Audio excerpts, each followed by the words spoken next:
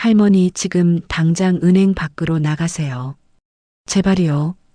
그 글자들이 제 눈으로 들어오는 순간 은행 안의 공기가 뚝 하고 끊어지는 소리가 들린 듯 했습니다.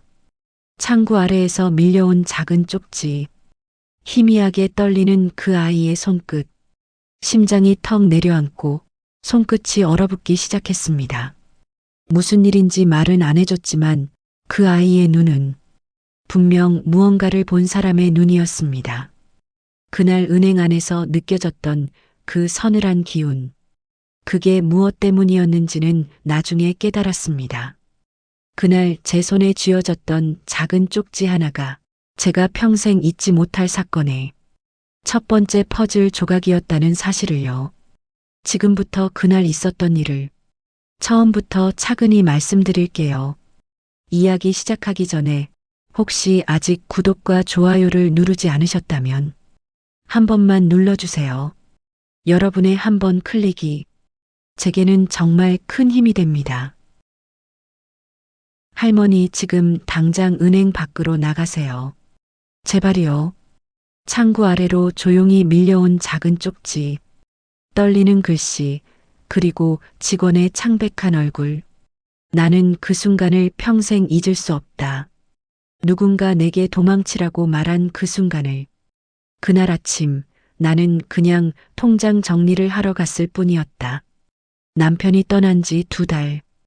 보험금이 들어왔다는 문자를 받고 은행에 간 것뿐이었다.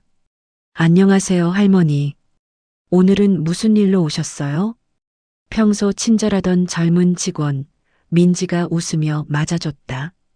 나는 핸드폰을 꺼내 보이며 말했다. 통장에 돈이 들어왔다는데 확인 좀 하려고요. 민지는 내 통장을 받아들었다. 그런데 뭔가 이상했다. 그의 눈이 자꾸 내 뒤쪽을 향했다. 그리고 입술을 깨물며 뭔가를 참는 듯한 표정이었다. 할머니, 오늘은 좀 빨리 처리해 드릴게요. 그 말투가 급했다. 평소엔 천천히 자세히 설명해 주던 애였는데 나는 고개를 갸우뚱했다. 괜찮아요. 천천히 해도 돼요. 그런데 민지는 고개를 저으며 뭔가를 컴퓨터로 빠르게 치기 시작했다. 그 손이 떨리고 있었다. 뭔가 이상했다. 나는 슬쩍 뒤를 돌아봤다. 내 뒤에 2 남자가 서 있었다. 검은 모자를 깊게 눌러 쓴 남자 2. 한 명은 마스크까지 쓰고 있었다. 요즘 감기 많이 걸리긴 하지. 그런데 그 시선이 자꾸 나를 향하고 있었다. 나는 다시 앞을 봤다. 민지가 쪽지를 쓰고 있었다. 그리고 그 쪽지를 창구 아래로 살짝 밀어냈다. 할머니, 지금 당장 은행 밖으로 나가세요. 제발이요. 내 심장이 쿵 소리를 냈다. 나는 쪽지를 주머니에 넣고 천천히 일어섰다. 민지가 통장을 건네며 작게 말했다. 할머니, 오늘은 여기까지만 하시고 가세요. 응, 그래. 나는 최대한 자연스럽게 은행을 나섰다. 발걸음이 떨렸다. 뒤에서 누군가 따라오는 게 느껴졌다.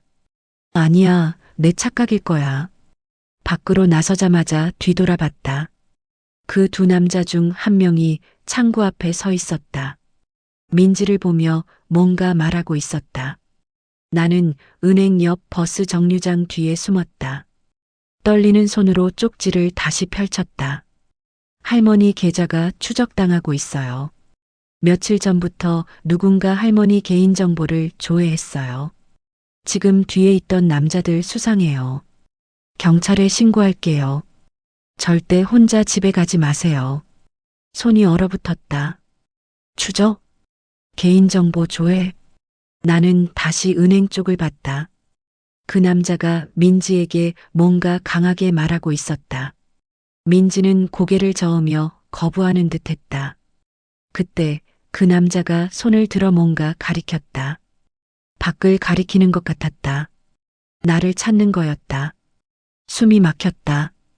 도대체 왜 나를? 나는 평범한 70대 할머니일 뿐인데 자식들도 다 떠나가고 남편도 떠나고 이제 남은 건 이 낡은 몸뚱이 하나뿐인데. 그런데 누가 나를 추적한다고? 바로 그때 은행 안에서 소리가 들렸다. 그 노인 어디 갔어? 방금 나간 할머니 말이야. 그 목소리 거칠고 초조했다. 민지의 목소리가 들렸다. 죄송하지만 고객 정보는 말씀드릴 수 없습니다. 뭐? 야, 그 할머니 계좌 거래 내역 좀 보자고. 우리 친척이야, 친척. 친척분이시라면 본인 동의 없이는. 아니, 이 사람이 진짜 보험금 들어온 거 확인만 하면 되잖아. 보험금. 그 순간 내 머릿속이 하얗게 변했다. 남편이 남기고 간 보험금. 2천만 원. 그걸 노린 건가? 나는 그 자리에서 주저앉을 뻔했다. 그때 은행 문이 확 열렸다. 그 두 남자가 밖으로 나왔다. 고개를 돌리며 주변을 둘러보기 시작했다. 나는 숨을 죽였다. 제발 날 찾지 마. 한 남자가 휴대폰을 꺼냈다. 누군가에게 전화를 걸었다. 야, 할머니 놓쳤어. 은행 직원이 이상하게 군다니까. 추적 다시 해봐. GPS 켜놨지? GPS? 내 핸드폰을 말하는 건가?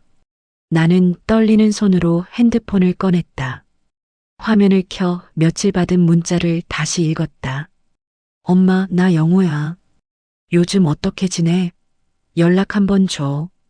영호. 내 아들. 15년 전 사업 망하고 빚만 남기고 도망가 버린 아들. 그 뒤로 한 번도 연락이 없었다. 그런데 갑자기 문자가 왔다. 며칠 전에. 나는 그때 대답하지 않았다. 답할 마음도 답할 말도 없었으니까. 그런데 지금 이 상황이. 설마. 아니야. 아들이 그럴 리 없어. 하지만 머릿속에서 의심이 자라났다.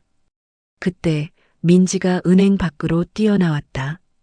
주변을 두리번거리다 나를 발견했다. 할머니. 민지가 숨을 헐떡이며 달려왔다. 할머니, 괜찮으세요? 그 사람들 진짜 이상해요. 민지야, 고마워. 근데 도대체 무슨 일이야? 민지는 잠시 망설이더니 작게 말했다. 할머니, 사실 며칠 전부터요. 누군가 은행 시스템에 할머니 정보 조회 요청을 여러 번 했어요. 정상적인 절차가 아니었어요. 그래서 저희가 좀 예의주시하고 있었는데. 누가? 그건 저희도 정확히는 모르겠는데. 오늘 그 두 사람이 들어왔을 때 한 명이 할머니 이름을 정확히 말했어요. 그리고 보험금 얘기까지 했고요. 가슴이 철렁 내려갔다. 내 이름을? 네, 그래서 바로 쪽지를 드린 거예요. 너무 수상해서. 민지의 눈이 떨렸다. 할머니, 혹시 아는 사람 중에. 나는 고개를 저었다. 아니야. 아들일 리 없어. 하지만 가슴속에서 불안이 커졌다. 민지가 내 손을 잡았다. 할머니, 지금 경찰서로 가요. 신고했어요. 이거 단순 도둑이 아니에요. 나는 한참을 서 있었다. 그리고 조용히 말했다. 그래, 가자. 경찰서 민원실. 형광등 불빛 아래 앉아 있는 내가 낯설었다. 할머니, 진정하세요. 천천히 말씀해 주시면 돼요. 젊은 경찰이 노트북을 켜며 말했다. 민지가 옆에서 설명했다. 저희 은행에서 며칠 전부터 이상한 조회 기록이 있었어요. 고객 정보 열람 요청이 비정상적으로 들어왔고요. 오늘 그 두 남자가 직접 은행에 와서 할머니 계좌 내역을 보여달라고 했어요. 경찰이 고개를 끄덕였다. CCTV 확인 가능할까요? 네, 이미 준비했어요. 민지가 USB를 건넸다. 경찰이 영상을 재생했다. 화면에 은행 내부가 보였다. 그리고 그 두 남자가 들어왔다. 검은 모자, 마스크, 그리고 내 뒤에 서서 내 통장을 흘끔거리는 모습. 경찰이 화면을 멈췄다. 그리고 한 남자의 얼굴을 확대했다. 마스크를 쓰지 않은 남자. 모자를 눌렀었지만 얼굴 일부가 보였다. 그 순간 내 숨이 멎었다. 영호야? 경찰이 나를 봤다. 할머니 아세요? 이 사람? 나는 대답할 수 없었다. 화면 속 남자. 15년 만에 보는 내 아들이었다. 민지가 작게 말했다. 할머니 진짜 아세요? 나는 고개를 끄덕였다. 목이 메었다. 내 아들이야. 공기가 얼어붙었다. 경찰이 당황한 표정으로 물었다. 아드님이요? 그럼 이건 모르겠어요. 나도 이해가 안 돼요. 내 손이 떨렸다. 왜 영호가 저기 있는 거지? 15년 동안 연락도 없던 아이가 왜 갑자기 내 계좌를 추적한 건지. 경찰이 조심스럽게 말했다. 할머니 혹시 최근에 아드님과 연락하신 적 있으세요? 며칠 전 문자가 왔어요. 어떤 내용이었나요? 그냥 안부 묻는 거였어요. 경찰이 고개를 끄덕이며 뭔가 적었다. 할머니 실례지만 아드님이 경제적으로 어려운 상황인가요? 나는 잠시 생각했다. 영호는 15년 전 사업에 실패했다. 빚만 남았다. 집도 날아갔고 아내도 떠났다. 그 뒤로 소식이 끊겼다. 잘 모르겠어요.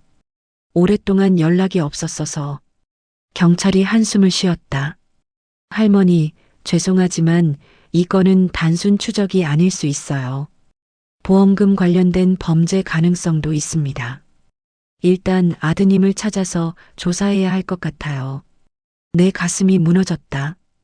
범죄, 내 아들이. 한참 조사를 받던 중 경찰서 문이 열렸다. 두 남자가 경찰에게 끌려 들어왔다. 내 뒤에 있던 그 남자들이었다. 그리고 그 중 한 명, 모자를 벗은 얼굴, 영호였다. 우리는 눈이 마주쳤다. 영호는 순간 얼어붙었다. 나는 고개를 확 돌렸다. 엄마, 그 목소리, 15년 만에 듣는 내 아들의 목소리. 나는 그 자리에서 주저앉았다. 그날 밤, 나는 잠을 이룰 수 없었다. 영호, 내 아들. 15년 전 그 아이가 떠나던 날이 자꾸 떠올랐다. 엄마, 나 사업 망했어. 영호는 그날 새벽에 집에 왔었다. 온몸에서 술 냄새가 났다. 망했다니 무슨 소리야? 다 날렸어. 집도 차도 전부. 나는 그때 가슴이 철렁했다. 그럼 어쩌려고? 영호는 대답하지 않았다. 그냥 방으로 들어가 짐을 쌌다. 야, 영호야. 어디 가는 거야? 엄마, 나 못 버텨. 채권자들이 매일 와. 이러다 엄마까지 위험해. 그래도 내가. 엄마, 미안해. 나 좀 숨어 살아야 돼. 아빠한테도 미안하다 전해줘. 그게 마지막이었다. 영호는 그날 이후 연락을 끊었다. 전화도 안 받았다. 문자도 안 읽었다. 영호의 빚은 내게 넘어왔다. 할머니, 아드님 빚 대신 갚으셔야 해요. 보증을 섰던 게 문제였다. 나는 그때부터 일을 3개씩 했다. 식당, 청소, 야간 편의점. 그렇게 15년을 버텼다. 그리고 남편이 떠났다. 나는 이제 혼자였다. 완전히. 침대에 누워 천장을 봤다. 영호는 그동안 어떻게 살았을까?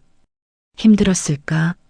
아니면 그냥 나를 잊고 살았을까? 그런데 갑자기 나타났다. 내 돈을 훔치려고. 왜 차라리 연락을 하지? 목이 메었다.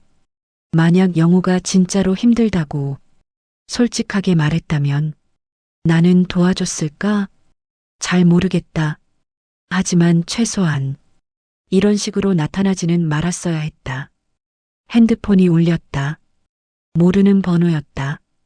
여보세요? 할머니, 저 영호 친구예요. 영호 친구? 누구세요?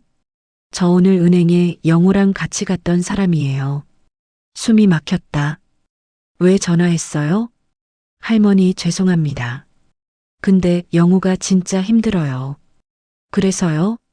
사채 쪽 사람들이 진짜 무서운 사람들이에요. 영우가 매일 맞고 나는 전화를 끊어버렸다. 손이 떨렸다. 맞고 있다고? 그래도 그게 내 돈을 훔칠 이유가 될까? 나는 핸드폰을 던졌다. 그리고 이불을 뒤집어 썼다.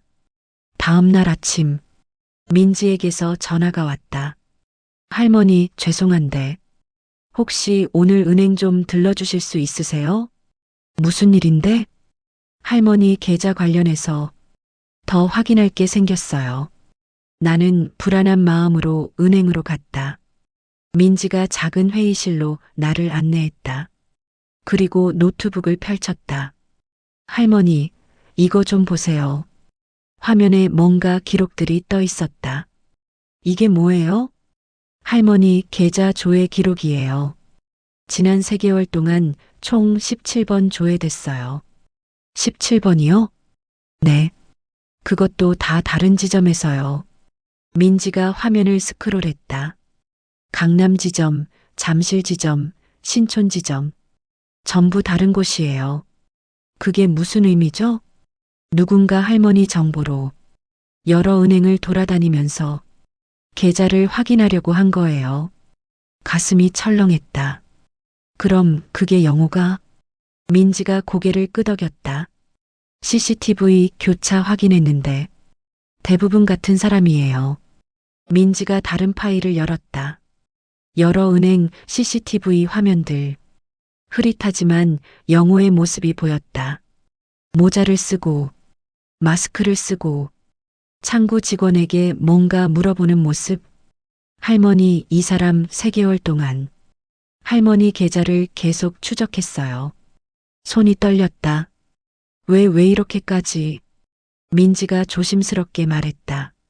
할머니, 그리고 이것도 있어요. 민지가 또 다른 화면을 보였다. 보험회사 내부 기록이에요. 경찰이 영장 받아서 확인했는데 화면에 내 이름이 있었다. 그리고 보험금 정보. 누가 이걸 조회한 거예요? 보험회사 직원이요. 근데 그 직원이 아드님 친구래요. 머리가 어지러웠다. 그럼 영우가 그 친구를 통해서? 네. 할머니 보험 정보를 미리 빼낸 거예요. 할아버지께서 돌아가시기 전부터요. 숨이 막혔다. 돌아가시기 전부터요? 네, 죄송해요, 할머니. 나는 의자에 주저앉았다. 남편이 아직 살아있을 때부터 영호는 계획을 세우고 있었다. 내 남편의 죽음을, 그 보험금을 기다리고 있었던 거였다. 할머니, 잠깐만 좀 혼자 있을게요. 민지가 조용히 방을 나갔다. 나는 책상에 머리를 묻었다. 그리고 울었다. 며칠 뒤 경찰 조사실. 나는 유리창 너머로 영호를 봤다. 의자에 앉아 고개를 숙인 아들. 어깨가 축 처져 있었다. 옆에 앉은 친구인지 동료인지 모를 남자도 같은 표정으로 앉아 있었다. 경찰이 내게 물었다. 할머니, 정말 저 사람이 아드님 맞으세요? 네. 언제부터 연락이 끊겼나요? 15년 전이요. 그동안 한 번도? 네. 한 번도. 경찰이 고개를 끄덕이며 뭔가 적었다. 아드님이 할머니 정보를 어떻게 알았는지 조사해야 할 것 같습니다. 나는 대답하지 않았다. 영호는 내 계좌번호는 물론 주민번호를 알고 있었을 것이다. 심지어 보험금이 들어온 것까지. 영호는 내 아들이니까. 경찰이 조사실로 들어갔다. 나는 유리창 너머로 영호를 계속 봤다. 경찰이 뭔가 물었다. 영호는 고개를 저었다. 그리고 두 손으로 얼굴을 감쌌다. 나는 가슴이 미어졌다. 왜 이렇게 됐을까? 영호는 착한 아이였다. 어릴 땐 내 말을 잘 들었다. 공부도 잘했다. 하지만 대학 졸업 후 사업을 시작하면서 모든 게 틀어졌다. 빚, 보증, 사기, 모든 게 무너졌다. 그리고 영호는 도망쳤다. 부모까지 버리고. 민지가 옆에서 조용히 말했다. 할머니 괜찮으세요? 나는 고개를 끄덕였다. 하지만 눈물이 났다. 민지야, 나 괜찮아. 할머니, 괜찮다니까. 민지가 내 어깨를 토닥였다. 한참 뒤 경찰이 밖으로 나왔다. 할머니, 아드님이 자백했습니다. 내 심장이 멎었다. 뭘 자백했어요? 경찰이 숨을 깊게 쉬었다. 할머니 보험금을 노렸다고 합니다. 며칠 전부터 할머니 정보를 추적했고 오늘 은행에서 거래 내역을 확인하려 했다고요. 숨이 막혔다. 왜요? 사채 빚이 있다고 합니다. 2천만 원 가까이 된다고. 2천만 원. 남편이 남긴 보험금과 똑같은 금액. 그래서 내 돈을 훔치려고. 경찰이 고개를 숙였다. 죄송합니다, 할머니. 나는 유리창 너머 영호를 봤다. 영호가 나를 봤다. 그리고 고개를 숙였다. 1시간 뒤 나는 영호와 마주 앉았다. 경찰이 우리를 따로 면담실에 넣어줬다. 할머니, 10분만 드릴게요. 문이 닫혔다. 정적이 한참 동안 흘렀다. 영호는 고개를 숙인 채 아무 말도 하지 않았다. 나는 그 얼굴을 봤다. 15년 전 떠난 그 아이가 아니었다. 주름이 깊게 팼다. 눈밑이 거뭇했다. 입술은 갈라져 있었다. 고개 들어라. 영호가 천천히 고개를 들었다. 눈이 마주쳤다. 엄마. 입 다물어. 영호의 입이 다물어졌다. 나는 조용히 물었다. 왜 나한테 이런 짓을 한 거냐? 영호의 눈에 눈물이 고였다. 엄마 미안해. 미안하다고? 진짜 미안해. 그래서 미안하면 다야? 영호는 대답하지 못했다. 나는 계속 물었다. 내가 내 정보를 어떻게 알았는지는 안 물을게. 넌 내 아들이니까. 하지만 왜 훔치려고 했냐는 거야. 엄마, 나 살고 싶었어. 살고 싶으면 일을 해. 돈을 벌어. 못해. 나 이미 끝났어. 영호의 목소리가 떨렸다. 사채 빚이 2천만 원이야. 매일 전화와. 매일 협박해. 집 앞까지 찾아와. 그래서 내 어미 돈을 훔치려고. 내 아빠가 남기고 간 돈이야. 내 아빠가 평생 일해서 모은 돈이라고. 아빠 돌아가셨을 때 마저 코빼기도 안 비친 놈이 무슨 생각으로. 영호가 고개를 떨궜다. 알아. 알면서 왜. 엄마, 나 진짜 다른 방법이 없었어. 나는 웃었다. 차가운 웃음이었다. 다른 방법이 없어서 내 어미한테 손을 댄 거야? 엄마, 너 지금 변명하는 거냐? 영호는 아무 말도 하지 못했다. 나는 영호의 얼굴을 똑바로 봤다. 영호야. 응. 나 너 같은 것도 자식이라고 낳아서 키웠어. 너 대학 보낼 때 나 식당에서 설거지했어. 밤 11시까지. 엄마 아빠는 쉴 새 없이 일만 하고 살았어. 평생을. 영호의 눈에서 눈물이 흘렀다. 그거 알아? 알아. 알면서 이래? 영호가 울음을 터뜨렸다. 엄마 미안해, 진짜 미안해. 나는 고개를 저었다. 미안하다는 말 이제 듣기 싫어. 그때 문이 열렸다. 경찰이 들어왔다. 할머니, 시간 다 됐습니다. 나는 자리에서 일어섰다. 영호가 나를 붙잡으려 손을 뻗었다. 엄마. 나는 그 손을 뿌리쳤다. 다시는 연락하지 마. 영호의 얼굴이 일그러졌다. 엄마, 제발. 나는 뒤도 돌아보지 않고 밖으로 나갔다. 이틀 뒤 경찰서에서 연락이 왔다. 할머니, 조사 결과 나왔습니다. 한번 오실 수 있으세요? 나는 다시 경찰서로 갔다.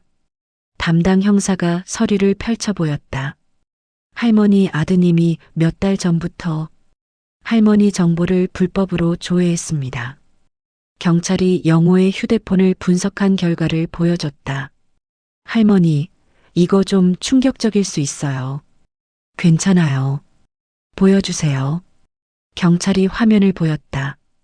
카카오톡 대화 내용이었다. 야, 우리 엄마 보험금 언제 나와? 빨리 확인 좀 해봐. 조금만 기다려. 이번 달 말쯤? 확실해? 근데 너 진짜 할 거야? 친엄마한테 그러는 거 아니지 않냐? 할 수밖에 없어. 나 죽을 것 같아. 사채놈들이 매일 협박해. 그래도 너 나 안 도와줄 거야? 알았어. 근데 들키면 우리 둘 다 끝이야. 나는 화면을 더 이상 볼 수 없었다. 경찰이 다음 대화를 보였다. 은행에서 통장 만들 수 있어? 엄마 명의로. 도장이랑 신분증 사본 있어? 만들 수 있어. 엄마 도장 본 적 있어. 미쳤냐? 그건 불법이야. 다른 방법 없어. 엄마한테 직접 가면 절대 안 줘. 너 지금 제정신이야? 제정신 아니야. 근데 할 거야. 나는 핸드폰을 내려놓았다. 경찰이 조심스럽게 말했다. 할머니 더 있어요. 더요? 경찰이 다른 화면을 보였다. 영호가 도장 가게에 있는 모습이 찍힌 사진. 내 도장과 똑같은 모양을 만들고 있었다. 그리고 신분증 위조 사이트 검색 기록. 할머니, 아드님이 정말 치밀하게 준비했어요. 나는 고개를 저었다. 그만 보여주세요. 할머니, 제발 그만요. 경찰이 노트북을 닫았다. 나는 의자에서 일어나 화장실로 갔다. 거울을 봤다. 초췌한 내 얼굴, 주름진 눈가. 내가 뭘 잘못한 걸까? 거울 속 내가 대답하지 않았다. 가슴이 무너졌다. 계획적이었다는 거였다. 그리고 그날 은행에 간 건 실제로 할머니 돈을 빼내려고 한 거였어요. 동료와 함께 위조 서류도 준비했었다고 합니다. 위조 서류요? 네. 할머니 인감도장, 신분증 사본. 다 준비했었어요. 손이 얼어붙었다. 그럼 만약 그날 은행 직원이 눈치채지 못했다면? 형사가 고개를 끄덕였다. 할머니 돈 다 빼갔을 겁니다. 숨이 막혔다. 할머니, 이건 단순 절도가 아니에요. 사기, 문서 위조, 개인정보 도용. 최소 3년 이상 실형입니다. 3년. 내 아들이 감옥에 간다. 형사가 조심스럽게 물었다.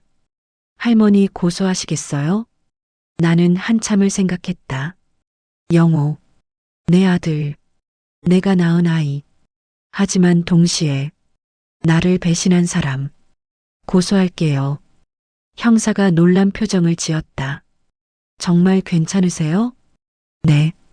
이건 그냥 넘어갈 일이 아니에요. 나는 서류에 서명했다. 펜을 쥔 손이 떨렸지만 나는 멈추지 않았다. 며칠 뒤 영호가 정식 기소됐다. 재판 날짜가 잡혔다. 나는 집에서 창문을 열었다. 바람이 불어왔다. 차가운 바람이었지만 이상하게 시원했다. 영호에게서 문자가 왔다. 엄마, 재판 때 나올 거야? 제발 한 번만 봐줘. 나는 문자를 지웠다. 그리고 핸드폰을 내려놓았다. 민지에게서 전화가 왔다. 할머니, 괜찮으세요? 응, 괜찮아. 할머니 진짜 대단하세요. 대단하긴. 그냥 해야 할 일을 한 것뿐이야. 민지가 조용히 말했다.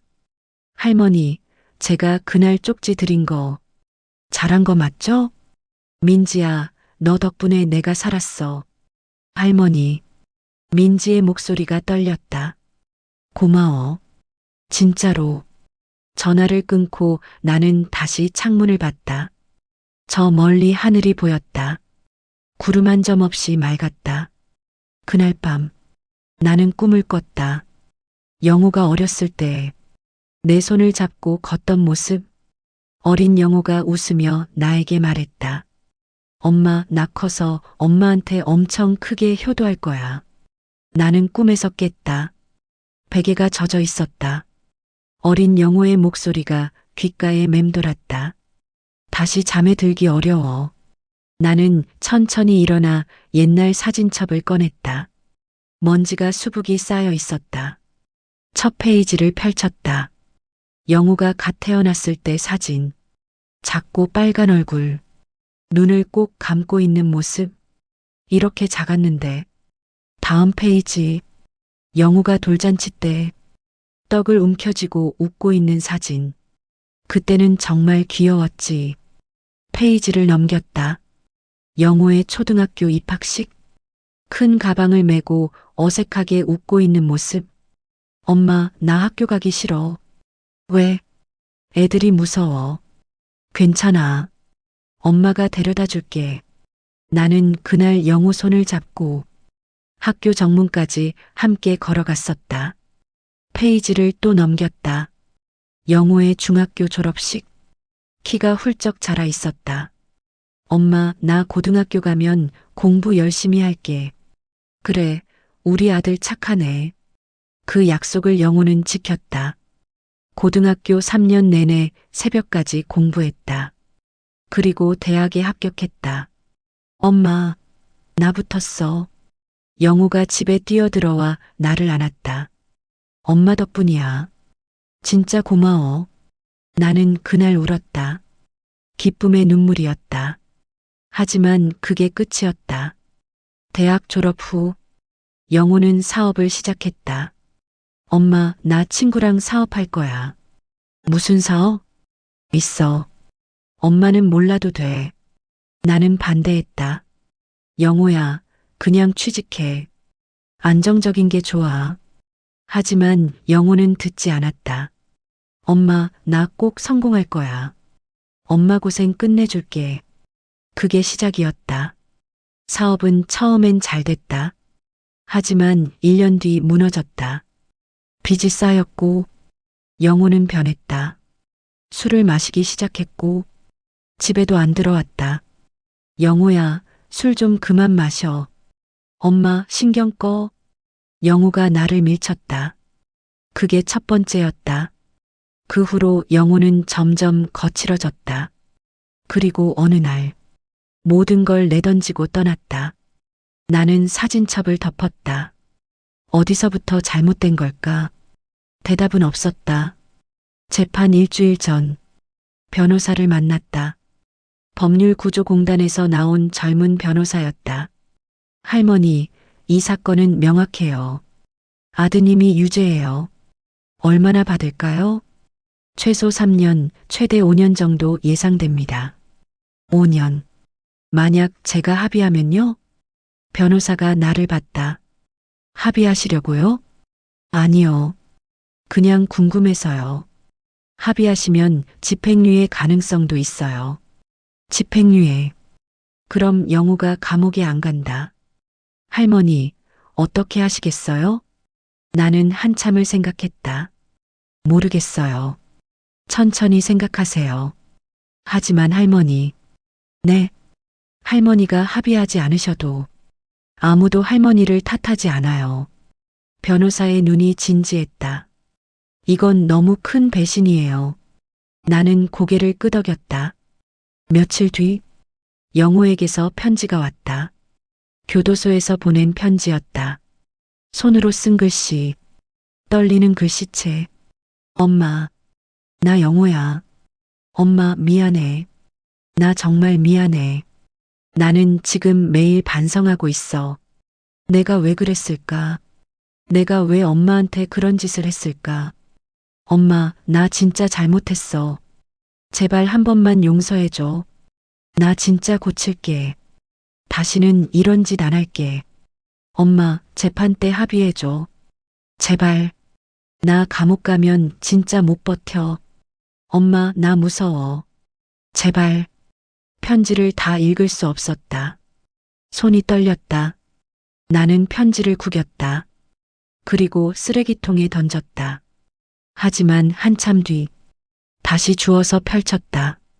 구겨진 편지, 얼룩진 글씨.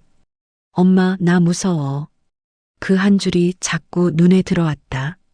나는 편지를 가슴에 안았다. 그리고 울었다. 재판 당일. 나는 법정에 앉아 있었다. 영호가 피고석에 앉아 있었다. 수의를 입은 영호. 머리는 짧게 깎여 있었다. 판사가 물었다. 피고인 혐의를 인정합니까? 영호가 고개를 숙였다. 네, 인정합니다. 피해자는 친모이신데 맞습니까? 네. 동기가 무엇입니까? 영호가 잠시 침묵했다. 그리고 떨리는 목소리로 말했다. 사채 빚 갚으려고요. 그래서 어머니 돈을 훔치려 한 겁니까? 네. 판사가 한숨을 쉬었다. 피고인 할 말 있습니까? 영호가 나를 봤다. 눈이 마주쳤다. 엄마 미안해. 나는 아무 표정도 짓지 않았다. 영호가 계속 말했다. 나 진짜 잘못했어. 하지만 나도 살고 싶었어. 엄마 제발 한 번만 용서해줘. 변호사가 말했다. 재판장님, 피고인은 깊이 반성하고 있으며 피해자인 친모와 합의할 의사가 있습니다. 판사가 나를 봤다. 피해자분, 의견 있으십니까? 나는 천천히 일어섰다. 네, 말씀하십시오. 나는 영호를 봤다. 저는 합의하지 않겠습니다. 법정이 술렁였다. 영호의 얼굴이 창백해졌다. 엄마, 나는 계속 말했다. 제 아들이 저를 이용하려 했습니다. 제 남편이 남긴 마지막 돈을 훔치려 했고, 심지어 위조 서류까지 만들었습니다. 엄마, 제발. 이건 아무리 자식이어도 용서할 수 없는 일입니다. 판사가 고개를 끄덕였다. 피해자의 의견 잘 들었습니다. 선고는 다음 주에 하겠습니다. 선고일. 영호는 징역 3년을 선고받았다. 법정을 나오는데 영호가 나를 불렀다. 엄마. 나는 돌아보지 않았다. 엄마. 제발. 나는 그대로 걸었다. 밖으로 나오자 햇빛이 눈부셨다. 민지가 기다리고 있었다. 할머니 수고하셨어요. 응. 할머니 괜찮으세요? 나는 고개를 끄덕였다. 괜찮아. 이제 정말 괜찮아. 민지가 내 손을 잡았다. 할머니, 제가 커피 한 잔 살게요. 우리는 근처 카페로 갔다. 커피를 마시며 민지가 물었다. 할머니, 후회 안 하세요? 뭘? 아드님 고소한 거요. 나는 잠시 생각했다. 후회 안 해. 정말요? 응. 이건 해야 할 일이었어. 민지가 고개를 끄덕였다. 할머니 정말 대단하세요. 나는 창밖을 봤다. 사람들이 오갔다. 모두 각자의 삶을 살고 있었다. 나도 이제 내 삶을 살아야 했다. 재판 후 영호가 감옥에 갔다. 한 달에 한 번 영호에게서 편지가 왔다. 첫 번째 편지. 엄마, 나 여기 있어. 매일 엄마 생각해. 엄마 미안해. 나는 답장하지 않았다. 두 번째 편지. 엄마, 오늘 면회 왔던 사람들 봤어. 다들 가족이 와 있더라. 나는 아무도 안 와. 엄마, 나 혼자야. 외로워. 나는 편지를 서랍에 넣었다. 세 번째 편지. 엄마, 나 여기서 일하고 있어. 작업장에서 열심히 하고 있어. 엄마가 보면 좋아할 것 같아. 엄마, 나 진짜 변하고 있어. 나는 편지를 읽고 또 서랍에 넣었다. 네 번째 편지. 엄마, 오늘 상담 선생님이 물어봤어. 가족은 왜 안 오냐고. 나는 대답 못했어. 엄마한테 너무 큰 잘못을 했으니까. 엄마, 나 정말 반성하고 있어. 매일 엄마 얼굴 떠올려. 엄마가 나 키우느라 고생한 거 전부 생각나. 엄마 미안해. 진심으로 미안해. 나는 편지를 읽고 눈물을 흘렸다. 하지만 답장은 하지 않았다. 민지가 집에 놀러 왔다. 할머니, 요즘 어떻게 지내세요? 그냥 그렇지 뭐. 민지가 서랍을 봤다. 할머니, 이거 편지예요? 응. 아드님이요? 응. 민지가 조심스럽게 물었다. 읽으세요? 읽어. 답장은요? 안 해. 민지가 잠시 침묵했다. 할머니 힘드시겠어요. 나는 고개를 끄덕였다. 힘들어. 근데 어쩔 수 없어. 할머니. 민지야, 나 괜찮아. 하지만 괜찮지 않았다. 매일 밤 영호 생각을 했다. 영호가 감옥에서 어떻게 지내고 있을까? 밥은 잘 먹고 있을까? 건강하긴 할까? 6개월 뒤 나는 처음으로 면회를 갔다.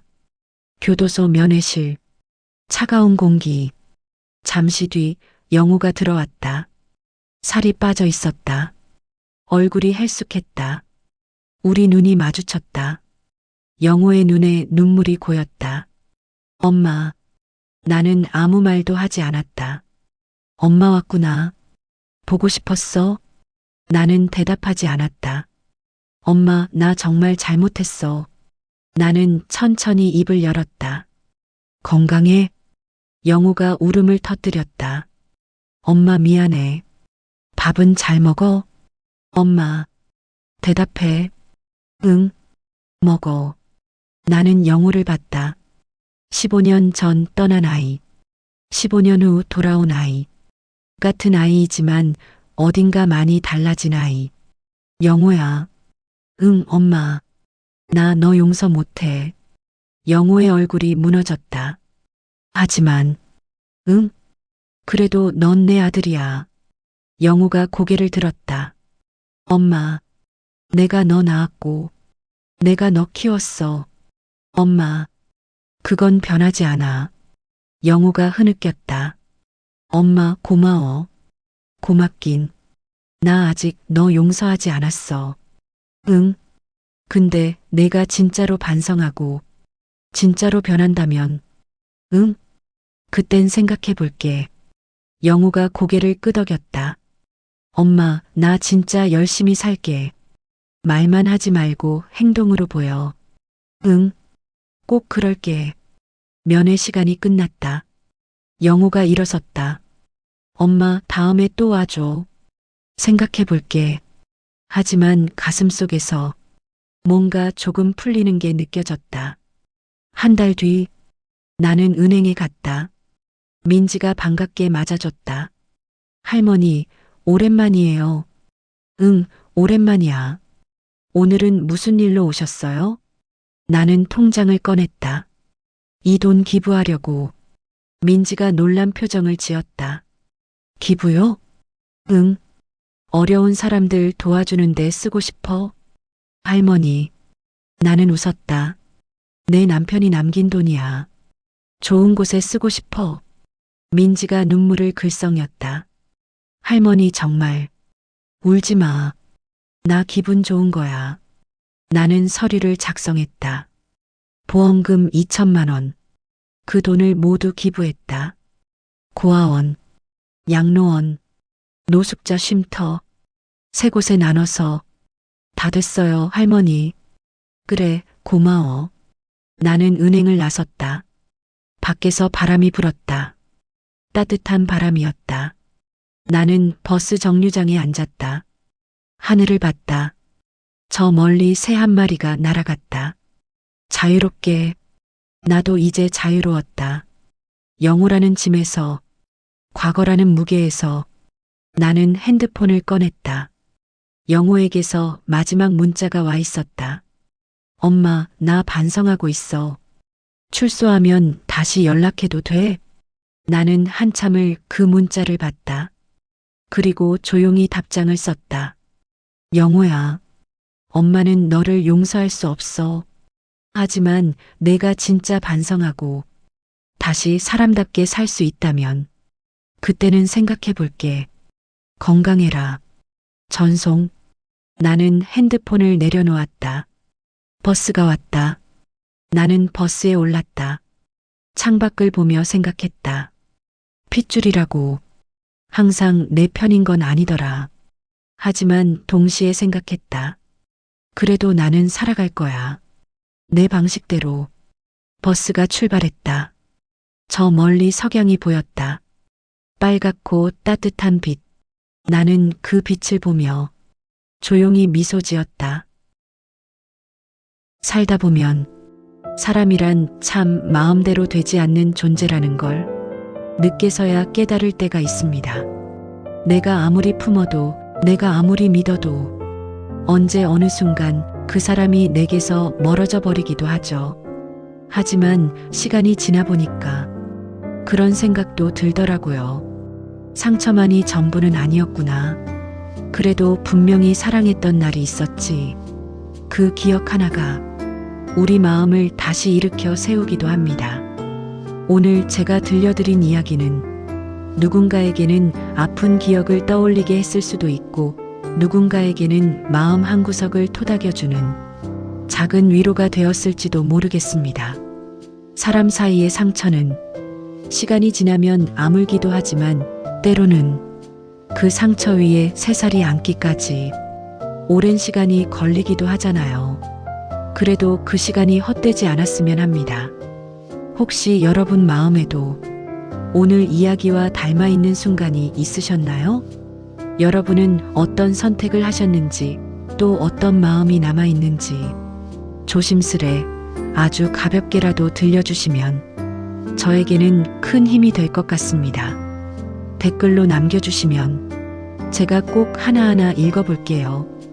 그리고 아직 구독이나 좋아요를 누르지 않으셨다면 한 번만 눌러주세요. 여러분의 작은 클릭 하나가 모든 사연이 있는 이들에게 정말 큰 응원이 됩니다. 오늘도 제 이야기 끝까지 들어주셔서 진심으로 감사드립니다. 여러분의 남은 하루가 조용하고 따뜻하게 흘러가길 바라며 저는 여기서 인사드릴게요. 다음 이야기에서 또 만나요.